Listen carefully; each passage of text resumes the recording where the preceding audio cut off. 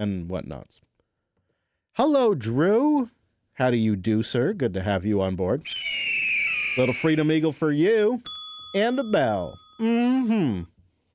All right, Andrews, are you ready? Yep. Okay, ladies and gentlemen, this is The Launch. This is episode 51. And just like that, we're going to get going. Here we go.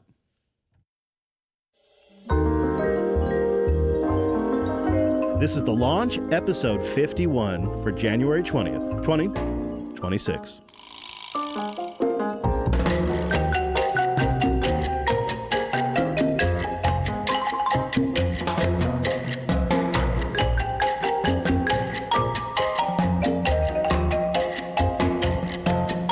Streaming from the beautiful Pacific Northwest and the mighty American West Coast, we greet you all a good morning, a good evening, or whenever your timeline may fall. Time-appropriate greetings indeed to one and all. This is The Launch, and my name is Chris. And I'm Angela. Hello, Angers. Hello. Here's some details for everybody to know. You can give the show a call. That's right, a phone call. That's 774-462-5667. Go ahead. It won't bite. 774-462-5667. Comment on anything or totally random. Join us live. Make it a vibe. 11:30 a.m. Pacific, 2:30 p.m. Eastern, 7:30 p.m. UTC at jblive.tv or on your Podcasting 2.0 app of choice. And of course, then we come out Wednesday mornings at weeklylaunch.rocks. You'll find links over there, Mumble info, chat info, all the good infos over there. Like it's a website. So there's just like whatever we want to put on there. Mm-hmm. You could probably put anything you want on there. Maybe even embed something. Weeklylaunch.rocks. Go check it out. Well, I don't want to admit it, Andrews, but it is approaching. It is going to be Valentine's Day before we know it, and we should probably give the audience a heads up so they don't blow it. Right. Are you making plans? What are you doing? Yeah. So, well, first I was just wondering, who in the audience just feels that it's a Hallmark holiday? Ah, you're going there right off the top. Right. I don't. Okay. So, I enjoy it, right? May I introduce you to my argument? Okay. Oh, what? Yes. Okay, go ahead. All right. Because you see, Do you not get nothing this year? It was really started by a bunch of horny Romans. Christian church in ancient Rome. The association between mid-February and romance goes back to a pagan festival known as Lupercalia, likely honoring either Lupa, the she-wolf of Rome, who suckled Romulus and Remus, or Faunus, their god of fertility. The festivities began with an animal sacrifice. Then the ritualistic slapping of young women with strips of the animal's skin and This blood is exactly to bestow what I was planning to fertility do. for the coming year. Isn't that so? There you go. And then over time, it sort of got massaged into a capitalism. Yeah. Go buy things. It's better for you. In fact, it was even started before our childhood, but it definitely. I was doing a little digging. It definitely kicked up in the mid '80s. Sweeter than a red rose is this special arrangement for your sweetheart on Valentine's Day. Horrible. Or this traditional tulip plant that's Okay, as that's bright better. as your love. Conroy's florist has hundreds of unique arrangements, like this lovely heart and rose bud vase. Butt face? There's nothing better to show your lasting love than Oh. fresh flowers from Conroy's. Do dudes like flowers? They both got each other No, flowers. and what says another? How are flowers that die in 2 days a sign of your lasting love? A rock would be a better sign of lasting love, a right? rock, yes, Yeah. a painted rock. There we go. Yeah, so I don't know. I'm a little jaded. I'm open to hearing a positive spin on the topic, but I'm a little jaded these days. Well, I just think I personally think it's fun to get a little thoughtful something, right? Sure. I'm a practical gifter, but Valentine's Day is sort of I go outside the practical a little bit. It's But- a nice excuse to say, thinking about you. Yeah. That kind of thing. Gotcha. Don't you think? Mm-hmm. So there's that. So in my On This Day on Facebook, it showed me on December 30th, 2021. I changed the dishwasher magnet because for every holiday, I have a little sensory centerpiece on the table for the kids. Right now, it's plastic hearts, red and pink, and a rock that's engraved. It says "Be Mine" or something, and is all Valentine's Day themed. Anyway, but I have a dishwasher. I have a set of dishwasher magnets, basically 2 for each holiday. And so I put the heart one on there, December 30th, 2021. And I said, oh, thank goodness. Now my dishwasher matches the seasonal aisle in the grocery stores. December 30th. That's when they start Wow. putting Valentine's It's too Day soon. out. We haven't even done New Year's. Christmas isn't even like off the shelves Right. yet. And New Year's is so universal. Why doesn't it get more play? Yeah. So one thing the kids look forward to every year for Valentine's Day is not Valentine's from their classmates, right? They're old enough that that doesn't happen anymore. However, I think I am going to do Valentine's cards for our karaoke group, Okay. which will be nice. But they just want a box of chocolates, like a heart-shaped box of chocolates, like a small one, not large, not ridiculous. Our kids want chocolate? Yeah. That's weird. Yeah. Never heard of that. Yeah. That's easy, though. Mm-hmm. That's nice. And then Quintessential. For Remy, I got something customized Oh. that he will really enjoy. It could be practical, but probably isn't. But is fun. So I think I'd be more excited about Valentine's Day if we could push it out a little bit. Because, we got New Year's and Christmas and birthdays all just jammed in. And then if you go into November, it's birthdays again and Thanksgiving. right. Could use a breather. Mm-hmm. Like, why aren't we doing this in August? Yeah. Well, why were you born in January? Yeah, that's true. That's my bad. So I want to know out there, audience, tell us how you roll. Do you participate in the Valentine's Day? Willingly? Forced to do it? Do you abstain? And if you do abstain, have you gotten buy-off from your significant other? Boyfriend, wife, husband? Yeah, right? That could be a point of contention when one thinks it's a Hallmark holiday and the other Ask me expects how I know. chocolates and flowers. Okay, Ask me yeah. how I know. So what are you doing? What are you doing for Dia? Well, I hadn't even thought about it until you brought this up, so Oh, now I got to think yeah. about it. But now I have time. Yeah. I might do flowers. I was. I don't gonna want to say because she might listen. Right? Yes. But So, over the more than a decade, we've discussed that people are not necessarily current with our shows. Yeah, right? yeah, true. Could be 2 or 3 weeks behind. yep. So covering it now means that those that are a couple episodes behind, You've got time. will still hear it Yep. before the Valentine's This Day. is Ann. She's got your back, all right? She's got your back here. So give her a little thanks with a boost and good luck. And let us know how you do.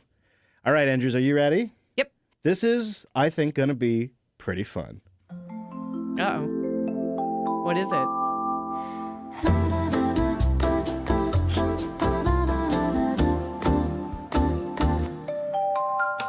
No logins, no fees. Do exactly what you please. Plug it in, take control. Boring tech is good for the soul. It's the Boring Tech Corner on the show. Oh my gosh, I see my name Yep. in the show notes. Yep. It's the new under corner. this. It's the new corner on the show, the Boring Tech Corner. And Andrew's a pioneer. She's ahead of her time. Who knew? Everyone out there is all excited about the latest AI technology, but some people have been quietly keeping it offline for a long time. And we'll talk about that. Okay. But Ange, so I think we've maybe mentioned this in the show. I know we've talked about it in the bootleg, but just recap for the audience. You have pictures and music and all that on your phone, but you've never, ever used Cloud Sync in any of its iterations, right? False. Oh. False. All right. So update us on your current setup. Okay. Well, so first of all, I am a Mac, right? And I've gone from Mac to Mac to Mac. I've gone from iPhone to iPhone to iPhone. Each time just copying them over, right? But one thing I've just never wanted all my pictures up in the cloud. Partially because You do have a lot of photos too. I do, and I tend to take good pictures, but I get a couple more just in case. But Yeah. usually the first one's the best one. I need to go through and delete them. I don't want everything automatically going up to the cloud. It just seems dumb. So, but a couple iterations ago, maybe 3 phones ago, I did turn on music sync. Oh. Yeah. So if I buy music on my computer, it'll automatically go to my phone. And that was such a relief because otherwise I would have to wait for a So sync. were you, okay, so before you were doing USB cord to the MacBook and then iTunes syncing to get the music playlist on there? Yeah. And then were you just picking and choosing certain playlists? Yeah. Or- Yeah. I Oh, couldn't that's a choose- lot of yeah. mental overload. It Or was. overhead. It was. Yeah. Yeah. And so, but the thing that I didn't want is I didn't want to have to have an internet connection in order to listen to my music. Because that's crap. Streaming. So even though I am using that sync for my music, I am downloading certain playlists, like all my purchased music for this year I or see. select years or whatever. Right. I still do that so that if I'm in BFE, I can still listen to the music that I own, that I bought, Right. you know, when I don't have internet. But Yeah. I do not have my photos synced. I do use Backblaze for backing up my Mac Mini. Mac. So for that, you're syncing. So you're still using wired sync for photos. I am. And what's weird is that the USB-C to Lightning adapter will not sync my phone. My Mac Mini will not recognize my phone. It will not see the pictures. It will not let me import. So I have to do a USB 2.0 to Lightning. So it's 2.0 speeds. Apparently. Okay, I've been wondering why. Like, I wonder if maybe it's just the cable. Like there are some USB-C cables that are power only and don't have the data wires. got it. Okay. So, So yeah, every once in a while, I just so do you do all your photos? import my photos, the All of ones that them? I want. I select the ones that I want, and then whatever's left behind, I go through and delete. You know, the ones that I don't need. So you don't have all of your photos on your phone? No, no, it's like 120,000. Yeah, but like, I don't have my phone down here with me, but like, so what if you're out and about, and you want to like look up a picture from like when the kids were like 3? Yeah, no, that's so. The best pictures got posted on Facebook. And I use a description so that I can recall them, just like I see. recalled the Valentine's Day one. So you pulled up that way. Yes. Ah. However, Facebook recently unindexed a decent portion of years. Why? So I can't bring certain That's- things up unless I know the approximate month and year. Zuck. Yeah, it's stupid. That's that. You know what? But it has Zuck been gets the horn. It has That- been Give him the horn Where for is that. it? That's Where no is it? good. there. There's the fail horn. Give it to him. Yeah, That's so dumb. that That's is that is one way. Or I just go to my computer, you know, and open photos. See, for me, they kind of like the features build up over time because you've got like face recognition and you've got all these different things and location. So now I can go on my phone and I can be like, show me a picture of Abby in Mount Vernon in 2008 or 9 or whatever. And it's super nice to just get all that right there wherever you're at. She was not alive then. I'm just saying. I mean, like, use an example that can be real. Okay, Levi, I don't know. Oh, Levi wasn't alive then either. You get my point, though. Okay. You get my point. Like, you can put a date in a name, or I could say car. Like, I've done that before, like trying to look for an old Yeah. car. Oh, yeah. So our phones are smarter than I think we realize, you know, or maybe you guys do realize and I'm just behind the 8 ball. I was looking for a Bitmoji picture that I had saved, and I was able to look by, like, there's automatic groupings that it does. So I just looked for that, clicked it, and then it showed all of them in my library. No scrolling, no, I think that was November. I'll go back to that. That's like, nice. It was really nice. And I have searched, recently I tested out, like, car or something just to see what it would come up with. And I was really impressed. So do you sync? Do you put off syncing just because it's a task and it takes a while, especially over USB 2? It does. I Yeah. usually sync around 1,000 photos on my phone. Whoa, that must take a while. Yeah, or monthly, but it had been like 6 months. I Wow, had yeah. 13,000 pictures on my phone. Well, there are some apps, and maybe the audience could suggest that will do like sync over Wi-Fi so it stays on your LAN and doesn't go to the cloud, but that'd yeah. be faster than USB. Yeah. Well, yeah. One other thing. And you can do it from the is couch. I play a game where I take screenshots often Oh, and yeah. record videos of Yeah, it. you don't want that going. All of them are still on my phone. Right. I don't want those in my photo Yeah, library. I want them in somewhere else, and I don't have a solution for that. So if you're listening, let me know what your idea is. Like, maybe in Photos, I can make a folder that does send to the cloud, and then I can access it, and it would be off my phone. That's a 'Cause possibility, maybe. I don't need it actively in my library. There's like 2,000 of them now. I don't know the iPhone Photos app well enough, but that seems like a possibility. Yeah. What my solution has been is a couple of years ago, I set up this app called Immich, IMMICH, and I'll put a link to it in the show notes. And it's like a self-hosted Google Photos alternative. And so then what I do on my phone is anything I heart or favorite, that's the only album I back up. Oh, interesting. And so that goes to my image server, which then backs up using, something kind of like Backblaze. And that works pretty well. But then every now and then I've missed a photo. Now, thankfully, I still have the originals on my phone now, but I suppose something could happen to that. I might miss not having all of the photos. But this is really cool because it gives you that search capability and the geotagging stuff without having to have any creepy surveillance. Because, you don't know what they're doing with those photos when you upload them. Yeah. Well, and Google Photos I had used back when I think you tried to convert me to Linux. Yeah, and it wasn't called Google Photos, like some app, like Yeah. not DaVinci. Oh, something like that. Yeah. It was a weird Yeah. painter's It was a painter's name. This is from forever ago. Yeah.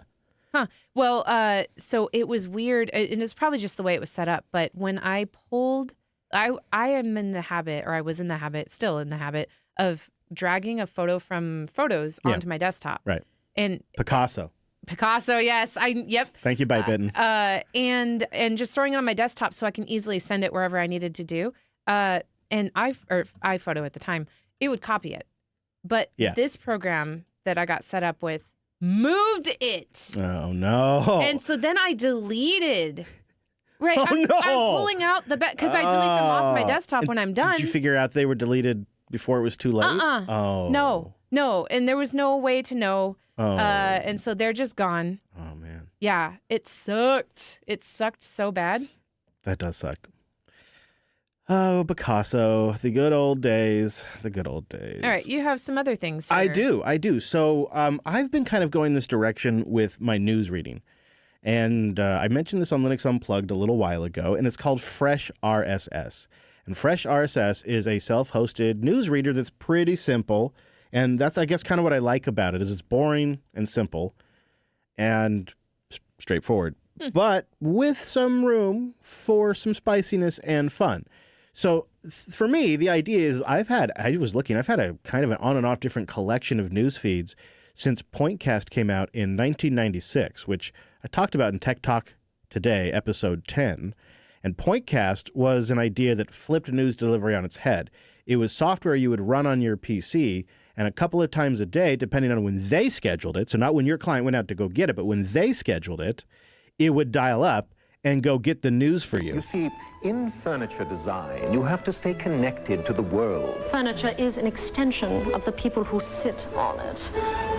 So I can't take use this seriously. Pointcast. I get personalized world and business news broadcast straight Okay. to my screen over the internet.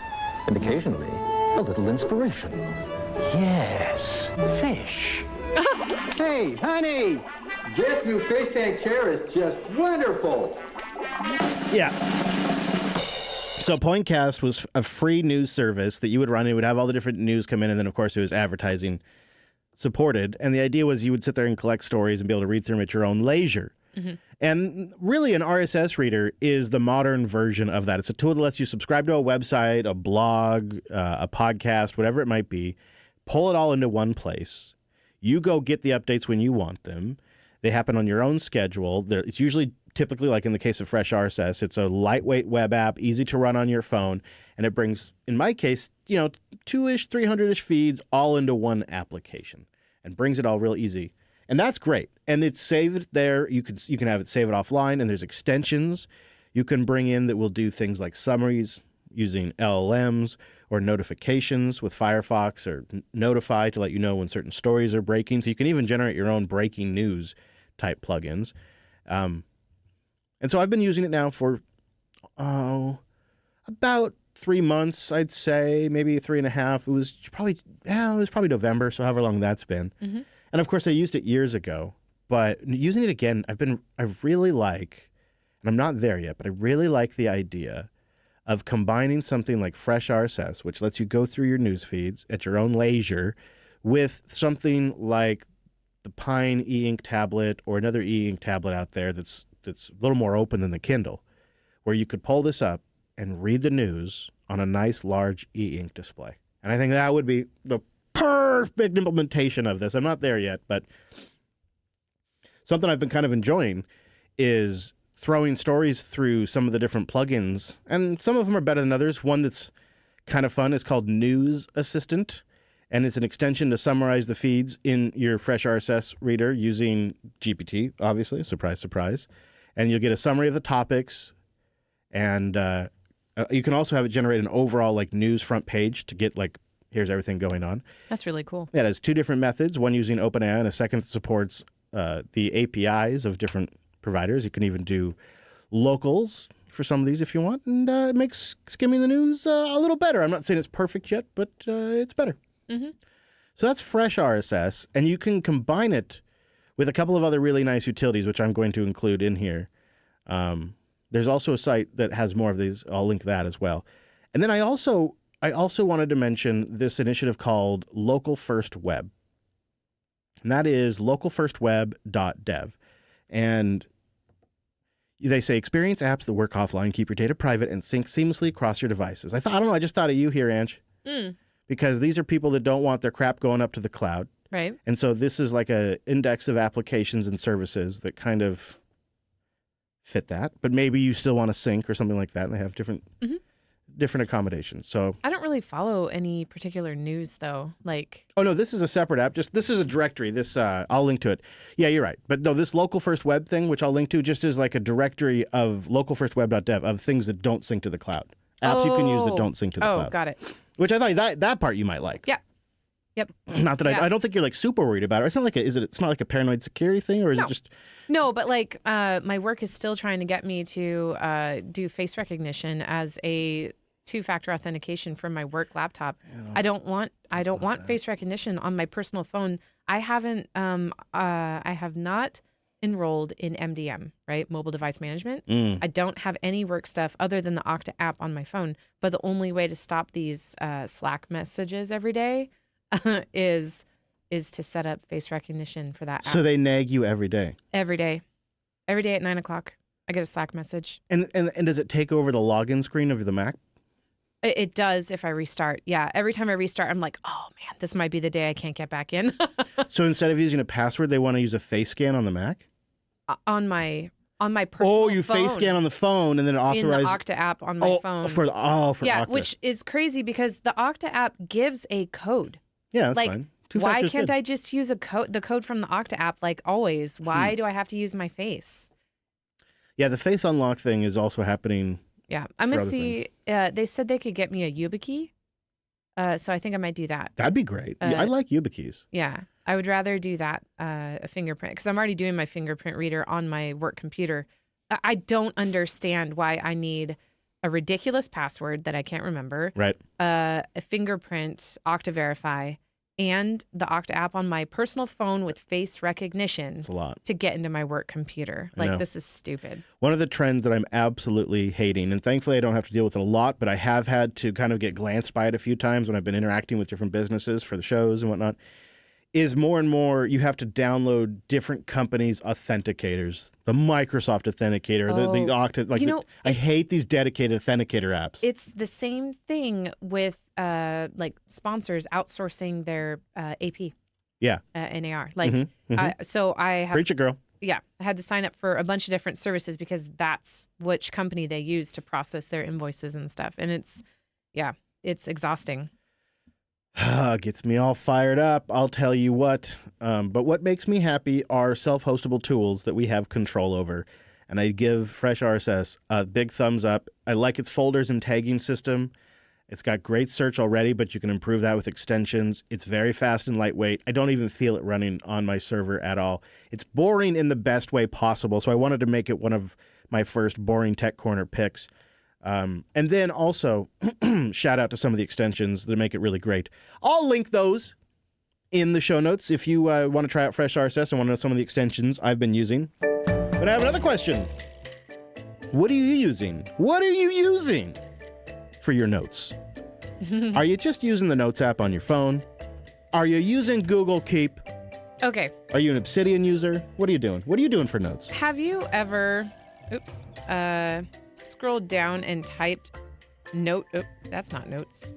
Notes on an iPhone?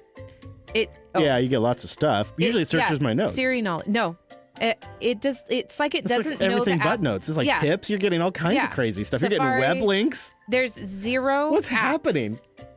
Search in App Store. Like, I have never been able to locate the Notes app. You don't get the Notes app. That's so weird. But I do have it. Of course. I just have to, it's on the Maybe it's because you've been copying images since before the Notes app existed. You're right. It probably is that. But, okay, so I have messages with myself No, oh yeah, Telegram. Yep. And But what about like something that you want back for years, or like, things you want to be able to refer back to 2 years later? Like, you need a system, I feel like.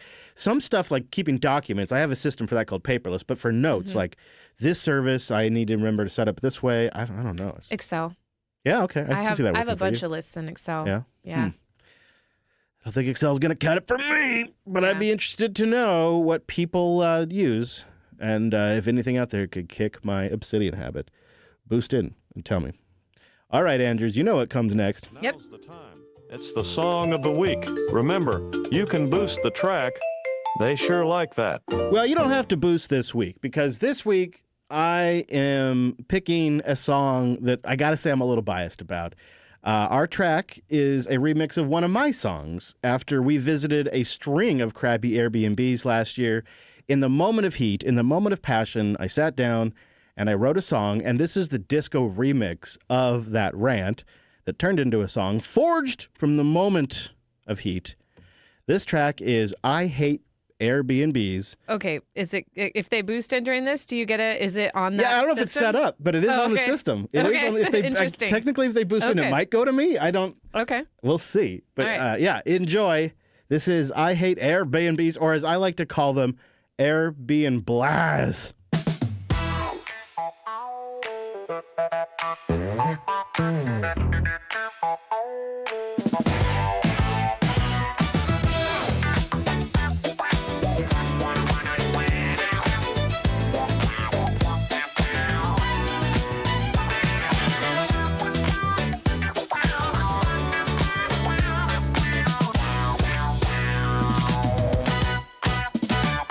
I booked a cute little spot, looked good online, said cozy and charming, yeah, that's a sign. Walked in the door, took one quick glance. The floor sloped so hard I did a little dance. Oh, Airbnb, what a scam, what a shame.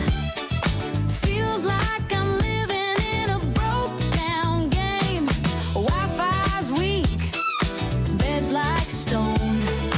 Should've booked a motel and just stayed home. The shower's got problems. Where do I begin? Water on the floor like a pool moved in. Shower head's dripping, curtain won't close. Vent don't work, now it smells like toes. Oh, Aaron Blair, what a joke, what a wreck. Sheets so thin, I'm a human ice pack. One big pillow, run flat as a plate. Neck pain's free, ain't that great? They said fast internet, but that was a lie. Cuts out every hour, I don't know why. The router's in the owner's house next door. Guess I'll just watch my phone some more. Smart TV, nah, this thing's a crime. Takes 10 whole minutes just to load Prime. Log into Google, nah, I'm all set. Guess I'll just stare at the black screen instead. The kitchen seemed nice, but looks can deceive. Pots from the 90s, knives that can't cleave. Cupboards got oils, but they're older than me. Who left this ketchup from 2003? Oh, Aaron Blair, what a joke, what a mess. Cameras watching like house arrest. Neighborhood hates me, gotta keep it down, or the noise meter's gonna kick me out of town.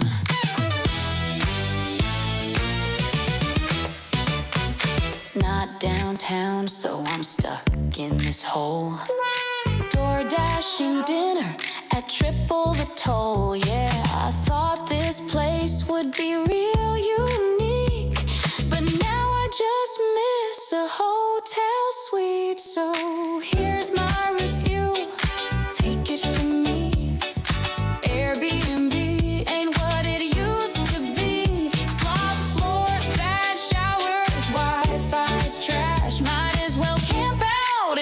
car for less cash. Well, I'm just gonna make a quick call to my launch. I haven't checked in since yesterday. 774-462-5667. That's it. All right. 774-462-5667. Call now. All right, Andrews. Our first voicemail this week is Mark from Northern Michigan, and I think he's got a hot take on drivers. Hey guys, Mark from Northern Michigan here, calling in with one, and I'll probably call later with another one. But I wanted to talk about roads. I think drivers everywhere just got stupid anyhow. But as far as drivers in Michigan, it's all out speed. We have a speed limit on all of our highways at 70, and outside of that, we also have it 75.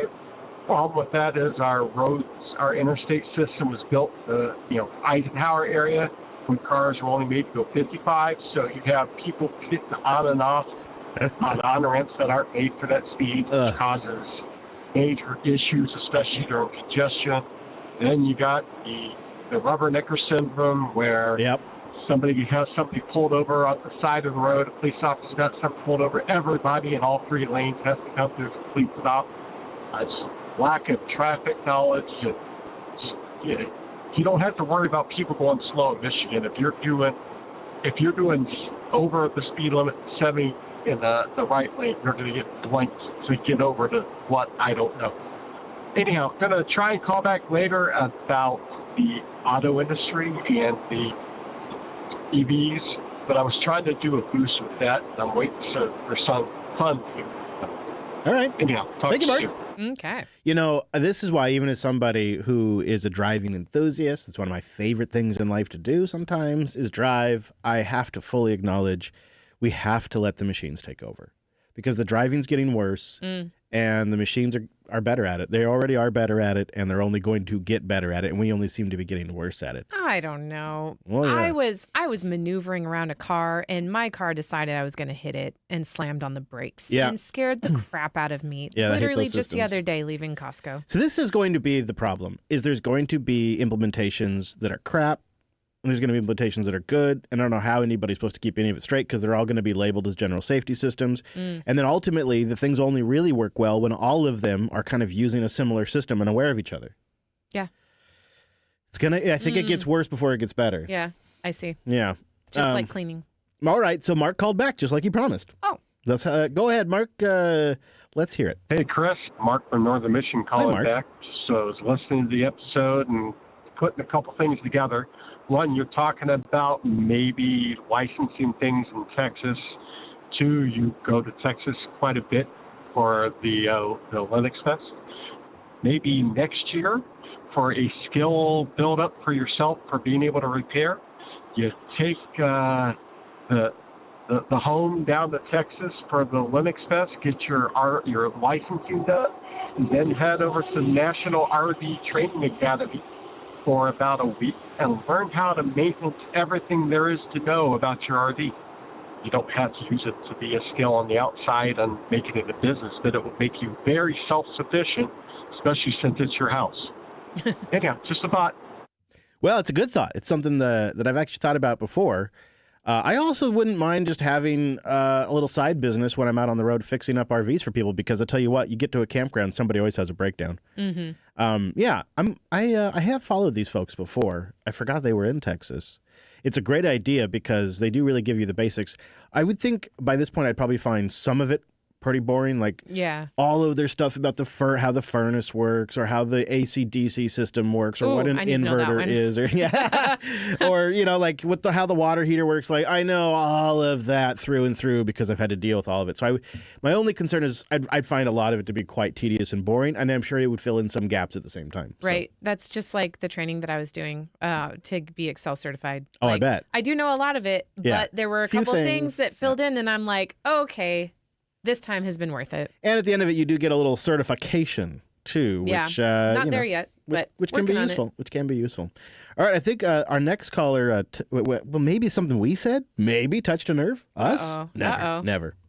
Hey, just listening to the Wednesday episode. In the bathroom? And you hit a nerve with the first of the boosts, and Angela's comment about, replacing the enter. It reminds me of two things.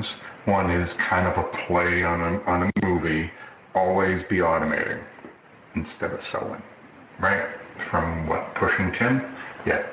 And the other is, there's an article out there, it's several years, it's more than a couple of years old, but it's still, and will always be relevant, is manual work is a bug. Find that. It's a mindset thing. Everything you do, be looking for ways to do it better, faster, easier, more effectively, etc. It's the only way. Anyways, as usual, I forgot to say who it was. Kevin from Raleigh. Hey, Kevin. And hope you all had a great holiday break. And welcome to the new year. Talk to you soon. Bye. Welcome to you as well. Thank you. Okay, I need captions. I didn't quite understand what he said. So basically, he's always thinking, what can you automate? Oh, yeah. And anytime you have to do manual labor, it's a bug. And it's funny because one of my go-tos, always made me horrible as a child at chores, is when I'm first given a chore, my first thought isn't, all right, how can I get this done as fast as possible? It's, how can I build something so I never have to do this again? And then instead of doing the work, I sit there and fantasize about... And then you get in trouble because you haven't even started. Yeah, exactly. What have you even been doing? Yep, I heard that one. Solution. All right, let's take a call from New Mexico. Howdy, this is Op Beardy, southeast from New Mexico. Calling in. I heard that you were doing some fun stuff with physical media there, and then you were lamenting the having to re-rip content again.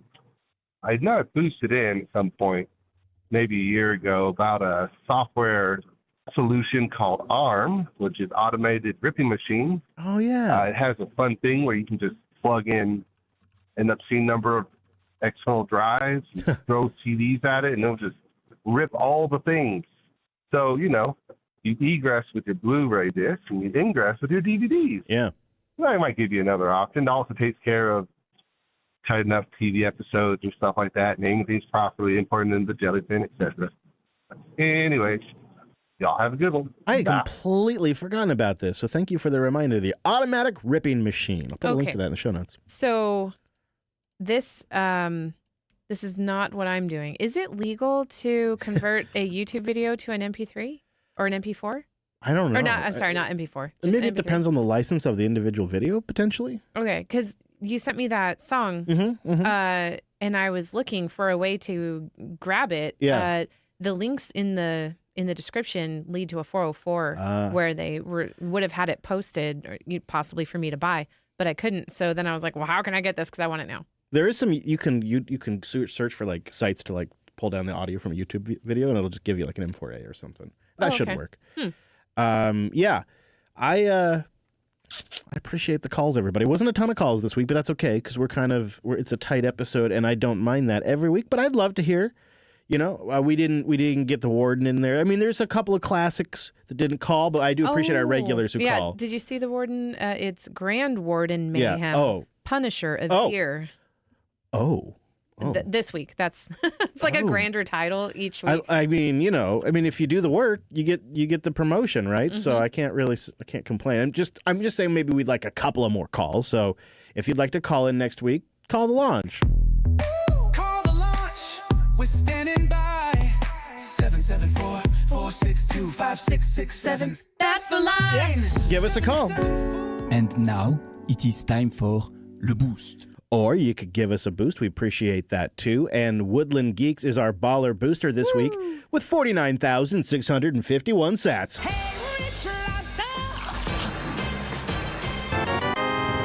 Hey, it's Mark from Northern Michigan.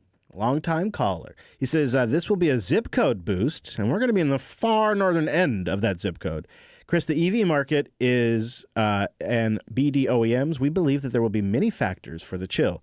Overestimating the demand, lack of government incentives that makes them more expensive, like no longer having a tax credit. The range is an issue. Range. At least there in Michigan, everyone goes north in the spring and in the summer and tows campers and boats. Yep. Yeah. There's a lot of that here in Washington, too. Yeah, lots of campers. With the pass. Mm-hmm. Not quite there yet, especially with range. So the infrastructure. Yeah. Right. Sorry. Yes. Range and infrastructure. Yeah. The charging infrastructure is improving, especially with ones that like now are there. Get this covered and they have spots for people with trailers. What an idea. We're still very early in that stuff, so I think all that's very, very true. I think that's a good assessment. I had an interesting conversation with an individual who has done some extensive testing, and what they found out is it's not so much, and this was totally what I thought, it's not so much the weight of the trailer that degrades the battery range. It is the aerodynamics. And so they tested putting like pallets of very, very heavy things but they were very low and below the, like, I guess, I don't know, the aerodynamics of the vehicle. And they could get different range depending on just how, and then if they put up obstructions that would block wind, they would get significantly less range. They had a lot of really good results. You can find it on YouTube. So that's one thing about towing. And then there's also trailers now that also have EV wheels, all that kind of stuff. But yeah, and then of course you have the cold. EVs, they lose a bit of range in the cold. But I think one thing people probably discount is that you also can warm them up in the morning if you park outside and you charge at home, so you don't have to go to a gas station and stand outside in the cold. But that's all good stuff. Wait, can you not be in the car while you charge it? No, you could. What I'm saying is, like, at the gas station, you don't have to stop, get out in the cold, and fill it up for a few minutes. Like, you just plug it in when you get home, you unplug it when you leave. Yep. And, I think ultimately we're going to see this cycle of we'll watch the market. Everybody will rush back into hybrids and ICE vehicles, which are still built like crap and have maintenance issues. And then we'll see people slowly buy cheaper and cheaper EVs as they come around. That's probably a long, long ways away, though. Outdoor Geeks here with 5,000 sats. Fun will now commence. Here's an informative podcast about metabolism. Thegastropod.com. And everything you know about metabolism is wrong is what he links us to. I am going to watch that. I'm copying it right now. Could be interesting. Thank you for linking that. Yeah, thank you, Outdoor. Appreciate that. Yeah, because as we get older, metabolism slows down and does, well, or maybe that's wrong. I'll find out, but I am interested. That's true, because perhaps everything you know is wrong, according to that link. Yes. Faraday Fedora's back with a row of ducks. That's 2,222 sats. Ho, ho, ho. Now I have a machine gun. That's all you need to know to certify Die Hard as a Christmas movie. Right?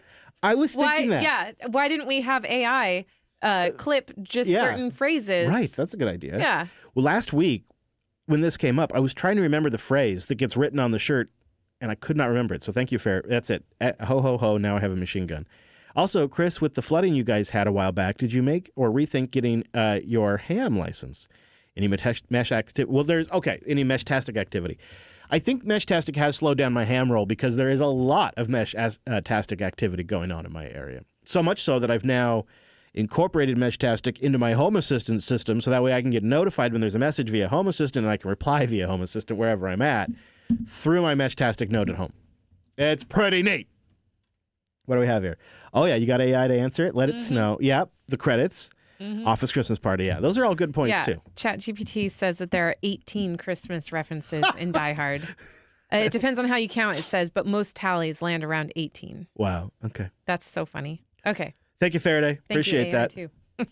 Turd Ferguson's back with 10,000 sats. Turd Ferguson. Coming in with just almost over 9,000. Well, not just almost. I can't believe I haven't heard this mentioned. Batman Returns is a peak Christmas movie.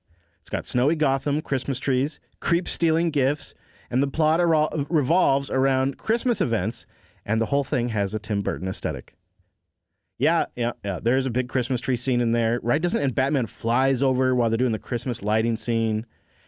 And yeah, okay. I mean, I guess I hadn't really thought of this, but I would add Batman Returns to this. In fact, I'm kind of ashamed I didn't think of this. The number you'll see quoted most often is about 24 Christmas references in Batman Returns. Really? So it actually, on the scale of ChatGPT Christmas reference counting, it is more of a Christmas movie than Die Hard. Whoa! Whoa! It's set entirely during the Christmas season. Hey, stud.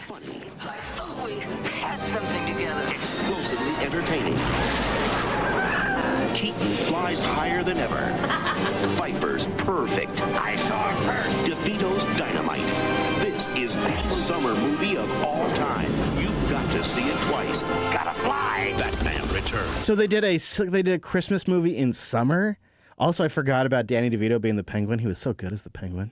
So creepy as a kid. Oh my gosh, ChatGPT said Die Hard is aggressively, unapologetically a Christmas movie. I didn't even see that at the end because I saw it at the end of this one. Coming in hot. Yeah. Wow. Absolutely a Christmas movie for Batman Returns. Just ... very Tim Burton about it. Yeah. With a Christmas tree and a black heart. Yeah, if you have, I mean, it's got it's got a style. It's got a vibe. I could get with that. I could make that a Christmas classic. All right, thank you everybody who listened, who boosted and streamed. 3 of you streamed those sats. You were a good little team. You stacked 6,180 sats. Our streamers out there, they're few, but they've stuck around. We appreciate you. And they're mighty. That's right. And when you combine them with our boosters, well, that brings up our total this week to 73,053 sats, which we say thank you very much. That's not too bad at all. If you'd like to boost the show, you can do it with Fountain FM. They make it real easy. There's a lot of great podcasting 2.0 apps out there that are getting better and better, including things like Cast-O-Matic and the new Podverse rewrite. Also, I'll just take a moment and say thank you to our members at Jupiter.Party. As a thank you, we are adding the bootleg video version to your RSS feed. Don't worry, it's still the same great audio production as always, but we are adding that just for our bootleggers. Easy switch, no new feed or anything like that. Easy peasy, just swap between them. All right, Andrews, get ready. Okay. Get your checkbook out. Yes. Chris found a gem, an easy flip. Let's cash it in. It's barely standing, kinda scary, but potential's extraordinary. Just trust me, it's a winner. Just trust me, it's a winner. All right, this one offers a new start in rural Mississippi. 450,000 U.S. greenbacks in the Mississippi Delta, built in 1985, and it has 2 gasoline pumps. Oh my gosh. Right as you said that, I opened it, and it looks like an old Western, like the set of an old Western movie. Yeah, that's actually a really great way to describe it. I love it. Because it's got kind of like that dusty brown Well, dirt yeah, up it's dirt. front and Yeah. all wood and metal roof. Vertical faded slats. sign. Heinz Grocery. So Heinz Grocery has been around since the 80s. It's stocked. Yeah, it's evolved over the years into actually a local favorite. They became first a grocery store and then turned into a snack store and then turned into kind of a steakhouse. Wow. They're known. Comes with a full kitchen. I mean, a full commercial kitchen, a full fridge and grocery section with coolers, 2 gas pumps. This And is really cool. It's neat, right? So I'm just saying a strategy pivot. I mean, I really don't want to follow my mom's footsteps in restaurant business, though. But you got a family legacy there. Yes. You Well, know? a family legacy of grocery store, too. It satisfies, too, on this my is mom's and side. this is a turnkey property, 3-acre lot, so we could put some campers on it and make some money that way. Oh, yeah. And the twist is it's also you come and watch the live shows. So it's a grocery store restaurant podcast studio. Nobody's doing that. Right, right, an all-in-one. Do the gas pumps work? I mean, I'm going to assume they do. They're on the listing. Look how old they are. Yeah. Yeah. Yeah. They just got to get the good stuff out of the ground. That's all. Yeah, they're definitely the kind of gas pumps that were like they were decommissioning when you and I were young. Yeah. Yeah, like the kinds with the numbers that actually tick over, and then that's all faded and old. But looks pretty cool. I mean, they kind of neat if you Super cute. If you Okay, clean wait. them up. So it's not. Oh no, yeah, no, it's not a house. No, well, it's got I think living areas inside of it, but it's a grocery store. It's a grocery store. It actually technically doesn't have any bedrooms listed. Yeah, it would be odd. It would be odd, but I feel like every person could carve out their own little area. They have so they used to offer a ham hock, summer sausage, Frank's chicken salad, pulled pork, bacon, and they had a cutoff. No steak sold after 5. Ribeye was $19.99 a pound. Filet is $25 each. 450,000. Interesting. Yeah, so there you go. That's option number 1, which I think. Oh, there's another option. There is another option. Okay. Different kind of pivot. Bigger checkbook. Well, yes. So this one embraces the open concept. And, as somebody who watches House Hunters on HGTV, I'm a connoisseur in the open house concept. People love the open concept. Love it. So How open? Well, we're about to find out. So this is $1.3 million in Omaha, Nebraska. Oh, my goodness. 4 beds, 6 baths, 6,450 square feet. A little bit of room to stretch out. 10.3 acres, so you could go for a walk. Oh, nice. Built in 2006. Yep. This is a real stylish one that has some functionality, industrial style, and a lot of nature and wood in this one. Really, really beautiful. Like I said, $1.3 million. It is down $100,000 from when they originally put it on the market. But when you scroll, beautiful yard. Really, a unique design. Sometimes maybe too much wood. Like they've wrapped the fridge in wood. Maybe they've gone too far sometimes. And you really have to test your willingness to like open because there's no ceiling in some areas and wires are exposed. But that might not seem like such a compromise when you realize the ultimate open design comes to how they've designed the toilet. Where is it? And the bathtub. I'm not there yet. And the bathtub. You'll get there. You'll get there. The toilet is out in the open. It has some wood slats around it, but there is no privacy when you're pooping. It's just right there in the middle of a room with some wood slats around it. Now, here's the other crazy thing. When you're done pooping and you want to go take a bath to clean yourself, the bathtub also in the middle of the room. Open concept. Yep. There's the bed. They have a tire There's the bathtub. swing. Did you see the tire swing? I didn't see the tire swing. Picture 50. That's a little weird too. Yeah, it's in the main living room. See, there's the bathtub again, just right there. There's another. Yeah. That's a hot tub. That's a different tub. Oh. Again, just in the middle, out in front of everything, just a tub. Yeah, I see that. Wow. Why would you do that? Why would you put the toilet out in front of the middle of the room and two different tubs? I do think it has a really cool looking garage. I'll give it that. But I haven't seen the tire swing yet. But I'm really disturbed by the tubs and the toilets. It's like this whole thing. You go for $1.3 million and you don't get to private poop? Yeah. I'm a private pooper. I could not defecate in this house. I just couldn't. Well, I mean, there's slats, but there's definitely no sound dampening. Or smell. Or like it's... Oh, yeah. It's the all whole see-through. House smells like Chris had Taco Bell. Yeah, I mean, it's no good. I couldn't... So, I mean, if you're a somebody that likes to put it all out there... Yeah, I'll pass. Okay, we'll put it out there for the audience. Maybe they can... The first one was neat. Yeah, though. Right. I mean, it's not bad if you wanted to run a grocery store and a steakhouse, and then just slot in another business in there like podcasting, and you got the special trio that nobody else has. Yep. All right. I mean, I thought, okay, so good find. You like that one? Yeah. All right, thank you.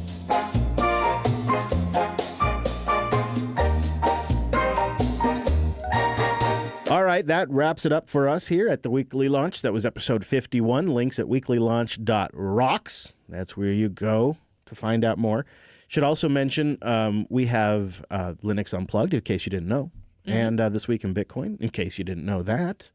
And we're going to be at Linux Fest Northwest in April, in case you didn't know that. Yep, and it's back to the COVID. Yeah, so the big space, room, the big open space. I put a call in for doing LUP, our Nice. request for thingy. Yeah. So we'll do a live LUP there. Yep. I think it was approved.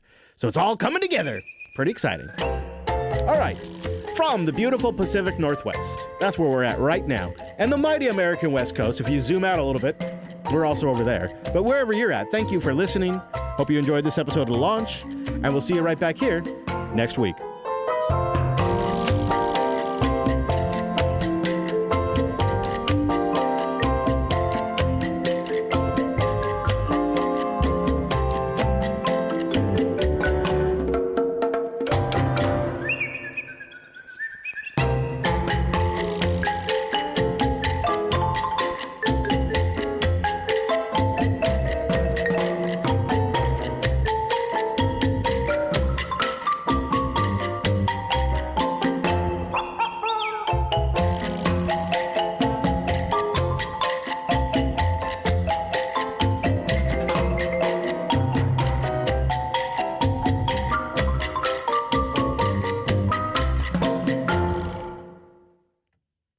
All right. Thank you, Drew. Appreciate you.